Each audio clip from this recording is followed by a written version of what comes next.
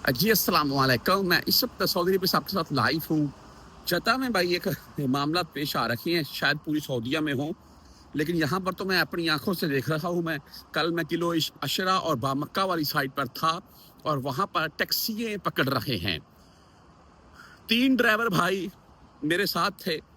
मेरी उनसे गपशप होने लगी इस मामले को लेकर। एक तो रुक्सा यार यहाँ पर बहुत महंगा बनता है।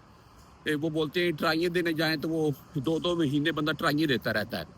तो बहरहाल जी, रुख़्से के मुतल्लक मैंने काफ़ी महँगा बनता है, बस ये बता सकता हूँ बस। अच्छा, मैंने बोला, वो बोलते टैक्सियाँ पकड़ रहे हैं। मैंने बोला भाई टैक्सियाँ क्यों पकड़ रहे हैं? क्या वजह बनी कि जिसकी वजह से वो टैक्सियाँ पकड़ रहे हैं? तो बताने लगे कि भाई ये कफ़ील सिस्टम का कोई इस वक़्त मसला चल रहा है। और दूसरा भाई ये बता रहा था कि भाई इस वक़्त अगर मैं बैठ जाता हूँ 1 मिनट, साल का एंड चल रहा है जिसकी बिना के ऊपर वो टैक्सियाँ पकड़ रही हैं। लेकिन इस बात में इतनी कोई ऑथेंटिक नहीं है।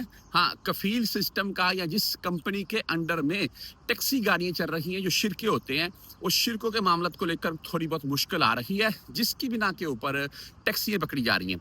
अच्छा, यहाँ पर मैं एक टैक्सी में पहले बैठने लगा, 3 बंदे बैठ चुके थे, एक मैं था लास्ट, और मेरा उससे डिसाइड हो रहा था पैसों के मामले को लेकर कितना किराया होगा।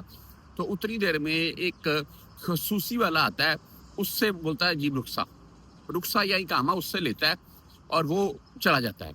वो टैक्सी वाला बेचारा, गाड़ी वहीं पर खड़ी हुई है और वो सवारियों को बोलता है नीचे उतर जाए। अभी ना रुखसा है ना इकामा है, या जो भी वो ले गया, रुखसा इकामा ले गया, तो भाई उसके बाद गाड़ी किससे चलानी है? तो ये मामला चल रहे हैं इस वक्त जद्दा की सूरत हाल आपको बता रहा हूँ मैं।